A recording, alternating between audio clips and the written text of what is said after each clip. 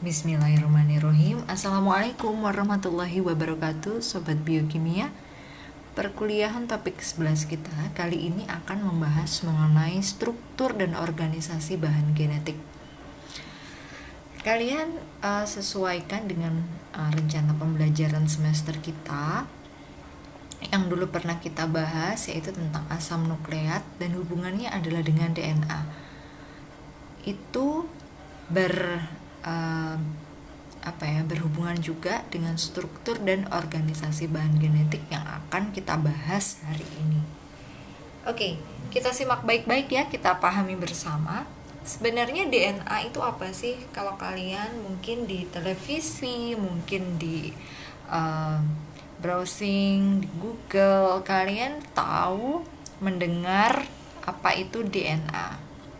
Nah, kita akan bahas kali ini DNA sebagai bahan genetik. Jadi DNA ini adalah molekul, ya. DNA ini molekul yang merupakan bahan genetik di dalam sel. Sel tumbuhan juga punya DNA, punya bahan genetik. Dan DNA ini juga yang merupakan salah satu makromolekul. Peranannya apa? Peranannya adalah sebagai pewaris keturunan. Nah, kita bahas lagi DNA. DNA adalah polimer nukleotida yang tersusun secara sistematis dan merupakan pembawa informasi genetik yang diturunkan kepada jasad keturunannya. Jadi, nanti informasi genetik ini diturunkan kepada jasad keturunannya. Informasi genetik yang disusun dalam bentuk kodon atau kode yang berupa 3 pasang basa nukleotida menentukan bentuk, struktur, maupun fisiologi suatu jasad. Nah, coba kalian perhatikan di sini ada 3 bahan ya, 3 bahan yang perlu kalian tahu tentang DNA itu. Antara lain ada cincin purin dan pirimidin, ya. Kemudian molekul gula dengan 5 atom karbon, ya, karena 5 jadi pentosa. Dan yang ketiga adalah gugus fosfat. Jadi polimer nukleotida berperan dalam penyimpanan serta pemindahan informasi genetik. Jadi untuk menyimpan dan juga memindahkan informasi genetik. Asam nukleat, nah asam nukleat ini dibedakan menjadi 2 struktur dasar. Apa aja? DNA dan RNA.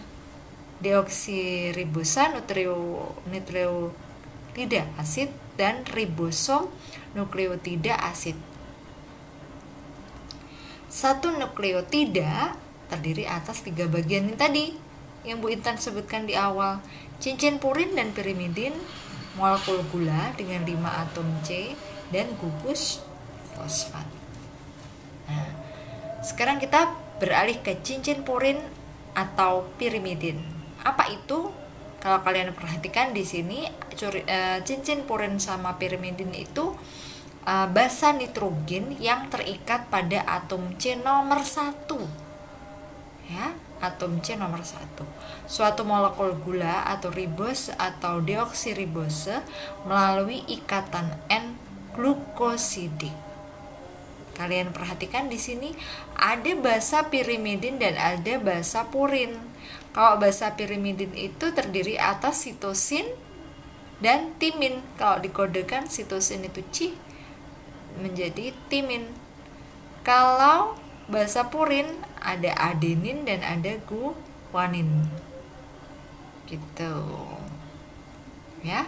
Jadi kalau pirimidin ada sitosin, timin, kemudian purin ada adenin dan guanin, Jadi basa nitrogen dalam DNA itu selalu memiliki pasangan tetap. Jadi adenin itu punya pasangan, ya. pasangannya adenin itu pasangannya timin, sedangkan guanin ya itu pasangannya sitosin, jadi menyilang.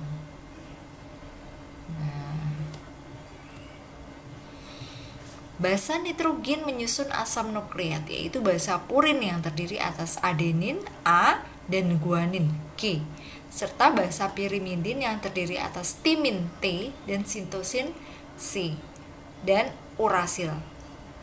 Baik DNA maupun RNA tersusun atas A, G, C, sedangkan T hanya terdapat pada DNA. Sedangkan U atau urasil itu hanya terdapat pada RNA. Nah, dihafalkan ya. Jadi kalau timin itu hanya terdapat pada DNA, sedangkan urasil hanya terdapat pada RNA. Molekul gula dengan 5 atom C. Pada RNA, gulanya adalah ribose. Sedangkan DNA gulanya adalah deoksiribose. Sedangkan DNA gulanya adalah deoksiribose. Ya. Perbedaan antara kedua bentuk gula tersebut terletak pada atom C nomor 2. Kalau tadi kan atom C-nya nomor 1 ya kalau DNA ya. Kalau RNA atom C-nya di nomor 2. Pada RNA, C nomor 5 melalui ikatan dengan gugus hidroksil atau OH, sedangkan pada DNA atom C nomor 2 ikatannya dengan H. Kita menggambar umum, gambaran umum tentang genom itu apa sih Bu Intan? Apa itu genom? Secara keseluruhan, kumpulan gen yang terdapat di dalam setiap sel individu itu disebut genom. Jadi gennya banyak. Dengan kata lain, genom itu organisme, kumpulan semua gen yang dimiliki oleh organisme tersebut pada setiap selnya.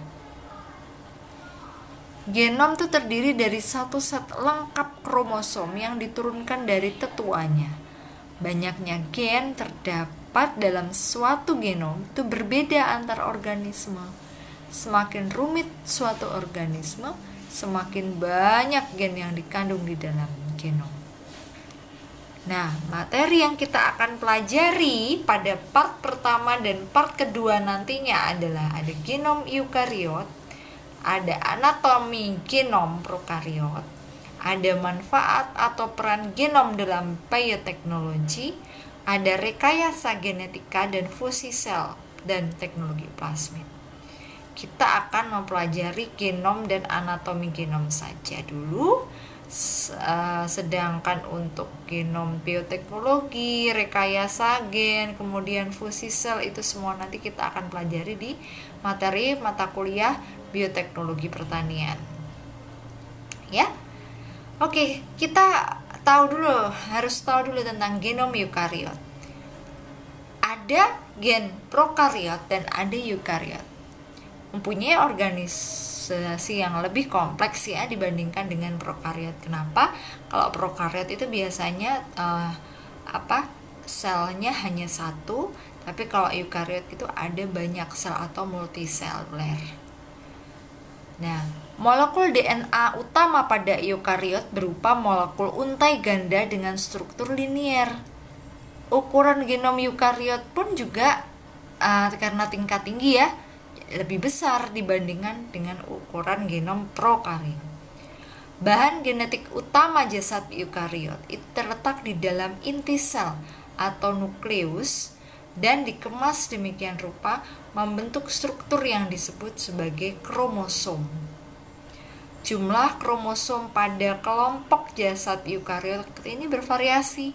Ada 2 buah, ada seterusnya ya. Contohnya pada Schizocaromyces pombe sampai mencapai 250 buah banget, bayangkan. Ya, Schizocaromyces ini adalah jenis kepiting atau hermit crab. Nah, DNA mitokondria dan pada kloroplas berupa molekul DNA yang melingkar dan mereplika atau mengkopi ya, berlangsung secara independen dan tidak tergantung pada replikasi kromosom.